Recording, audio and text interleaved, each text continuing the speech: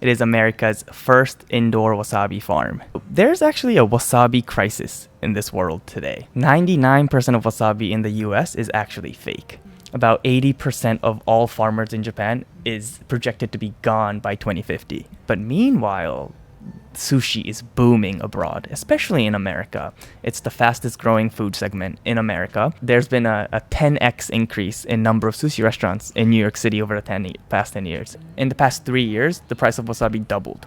That's, our pitch point is, hey, we're a plant factory. We don't have a product yet, but once we do, we will sell you the best wasabi possible, grown in a pristine condition of a plant factory, grown locally for cheaper and consistently, same price, same supply always. And that resonated with a lot of chefs. So including Michelin restaurants and some big fish markets, they already signed an agreement with us.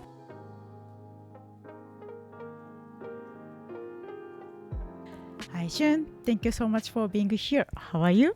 Doing well. Thank you for having me. So thanks to our friend Team Jetro, this opportunity to interview Shun. First of all, it's Cai Foods. So could you please quick introduction about yourself? Absolutely. So my name is Shun. I am a founder of Cai Foods company. It is America's first indoor wasabi farm. So I am a farmer and I'm operating a vertical farm out in Michigan, US. So wasabi is a Japanese crop, which is why I'm based in Japan at the moment. But our goal really is to bring the heritage and the cultivation knowledge of wasabi from Shizuoka, Japan to the US and be able to grow it at twice the speed as it is normally possible outdoors. It's amazing. It's big innovation, right? So why wasabi? Absolutely. So there's actually a wasabi crisis in this world today. 99% of wasabi in the US is actually fake. So while wasabi is this global term that everyone knows what it is now, and yet 99% is fake. I don't think there's a single vegetable or produce out there where there's so much, recognition, yet such little authentic presence. And this crisis really stems from the fact that there has been a 70% production decline in the past 20 years in Japan. It's, mainly climate change. Wasabi only grows in cold water that's constantly running. And this kind of environment is slowly diminishing. I mean, this year there was no rainy season in Japan, right? Extremely hot. And these water isn't cold enough and is also drying up. So there isn't enough water out there. And another problem is the aging farmer population in Japan. About 80% of all farmers in Japan is projected to be gone by 2050. So with the decreasing number of producers, there isn't enough wasabi. But meanwhile, sushi is booming abroad, especially in America. It's the fastest growing food segment in America. And, sushi restaurants just popping left and right. You lived in New York, so you must know. But there's been a 10x increase in number of sushi restaurants in New York City over the past 10 years. It's really a national phenomenon. And with it, the demand for wasabi is spiking. I actually went to the Toyosu fish market the other day, which is where most of the wasabi is auctioned off to the world. And the auctioneers there were telling me that about 50% of all wasabi sold at the Toyosu market is shipped abroad. Yeah. Okay. So there's a huge foreign demand for wasabi and yet such little production. So as a company, I started this company to solve this wasabi crisis. Wasabi takes 2 years to grow outdoors, which is why it's very, very difficult. With one day way too hot, or one cold day with too much snow, or one storm that ruins the farm, or one deer that eats all the produce within the 2 years of growing cycle, which is a very long growth cycle, right? You could lose about 25% of the crop on average as an outdoor farmer. So that is why wasabi is extremely rare and expensive. And that's something that I wanted to fill the gap of as someone that comes from a 6th generation farmer from Japan. So general digital product for startup, they do sample or like MVP product, right. And then showing investors, hey, this is our product, talking about our vision, and then getting fundraise. But as a Cai Foods, we don't have sample yet, right? So could you please tell us how did you get the 5 wonderful big clients and also convince the investors without the sample? Of course. So that's the most difficult part about our startup is our product is a physical product that has to be cultivated for at least 1 year before harvest. So our first investor was a pre-seed investor, a Japanese venture capital firm. Japanese. Yep, Japanese. That invests in, there are a lot of firms that invest in an idea phase. So we specifically targeted those firms and had a conversation. And they're all through introductions as well. So really finding those introductions is key. What we did was we designed our first system and we bootstrapped that. We didn't have any funding, but we designed it ourselves and said it's all theoretical. There is no actual proof. But said theoretically, this machine is able to grow wasabi in 10 months. It's able to grow this many wasabi. It'll cost this much for electricity and human resources, but it's able to make this much margin and this much profit. And we also see the vision of bringing wasabi not as, fresh produce, but also as a flavor. So wasabi stems and leaves also taste and are spicy like wasabi. So you can process that and turn it into packaged goods like chips and supplements. So we also showed that wasabi has a big market potential that is untapped. I think investors also really liked the idea of a vertical farm, which is, for the past 10 years have disappointed a lot of investors. Our story was actually contrasting of that, where we want to repurpose vertical farms. Right now, it's at the bottom of it's post bubble burst at the bottom of the curve. Every asset in America, at least, the vertical farms have failed. So it's reconvertible for pennies on the dollar.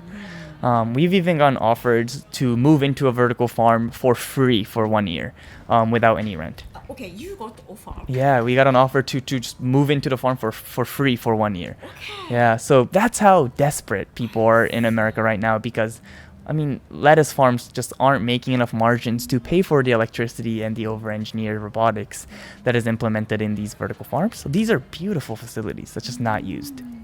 So I pitched the idea of, hey, we learned from those mistakes. We're not growing lettuce, we're growing wasabi.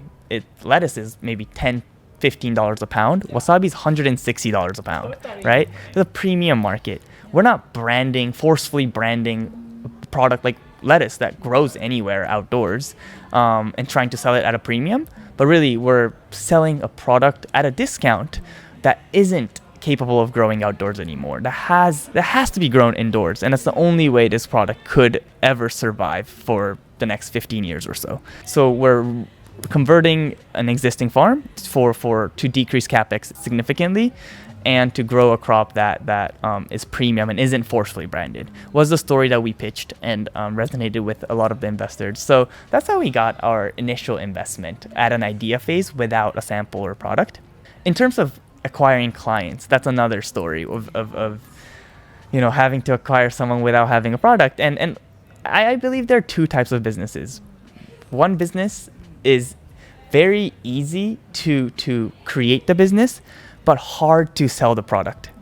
I think AI might fall in that. It's not easy to create an AI product at all, but I would say many people are doing it, right? And that makes it very difficult to sell the product. On the other hand, a business like mine, it's very hard to start the business. So it's the opposite of like an AI business. It costs so much to just initially make your idea into a physical product. And it costs millions to make that happen. But once that is done, selling a product like Wasabi isn't as hard as selling a product like an AI software, in my opinion, because it's so supply constrained. It's a product that that just isn't enough of. Which is why the price is continuing to skyrocket. In the past 3 years, the price of wasabi doubled, and the supply didn't halve. So you can clearly see that there is more demand than supply decline.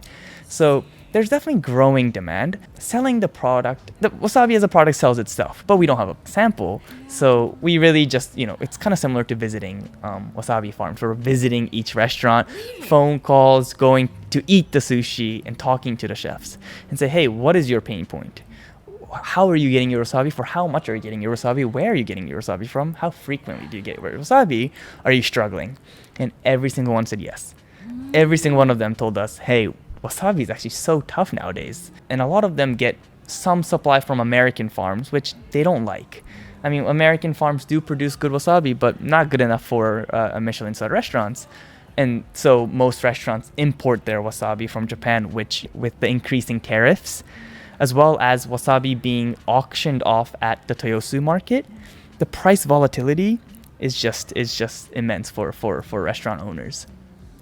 So they said, we don't have consistent supply, we don't have consistent pricing.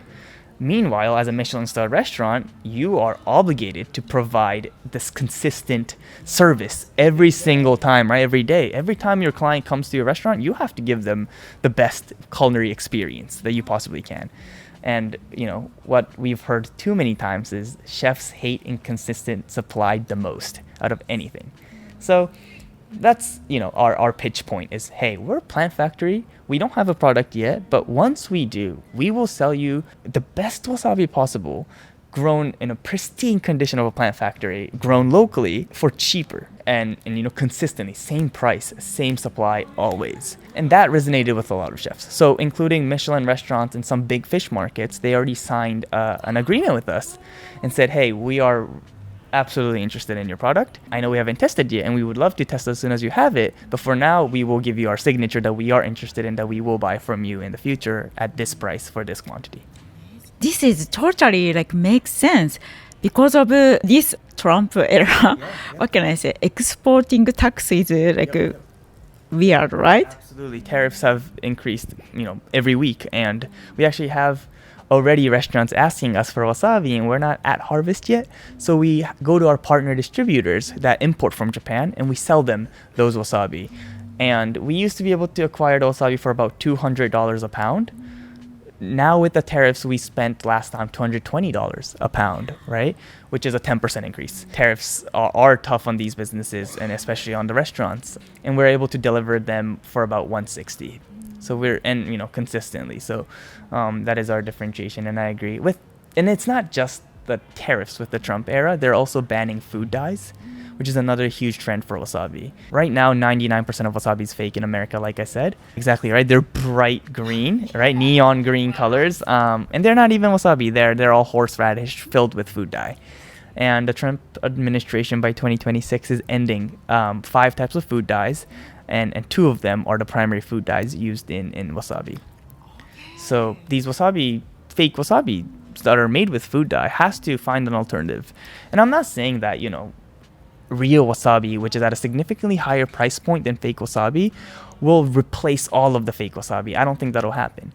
But I think it'll become a turning point for a lot of consumers to realize that, hey, what I was eating was fake. It had food dye.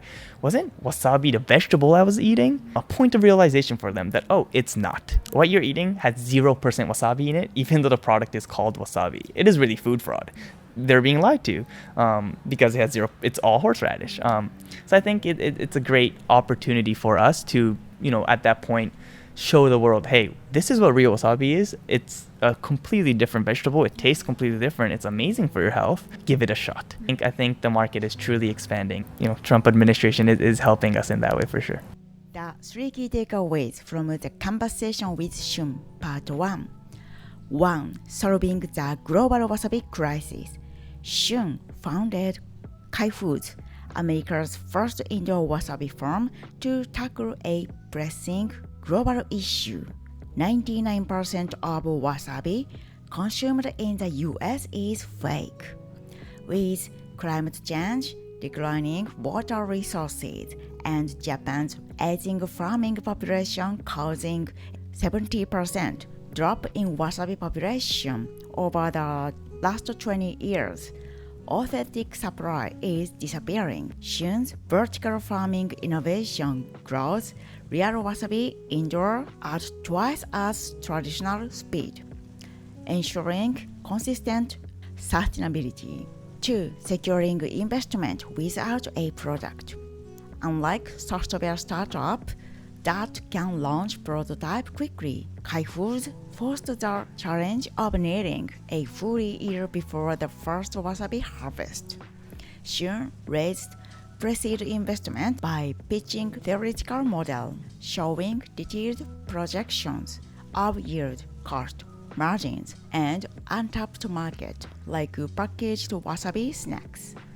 By targeting investors open to earlier stage funding, leveraging introductions, he secured backing even without a physical sample. 3. Demand outpaces supply and the market is ready. High-end restaurants, especially Michelin-starred sushi spots, face unstable supply and raising tariffs when importing wasabi from Japan. Cai Foods gained commitment from chefs and distributors by promising consistent, high-quality, locally grown wasabi at stable price with US regulations. Pushing out artificial food dyes by 2026, the fake wasabi market will shrink, creating a turning point for consumers to rediscover the authentic flavor and health benefits of the real wasabi. Okay, thank you so much for watching our episode today. We hope this conversation will help your future and career.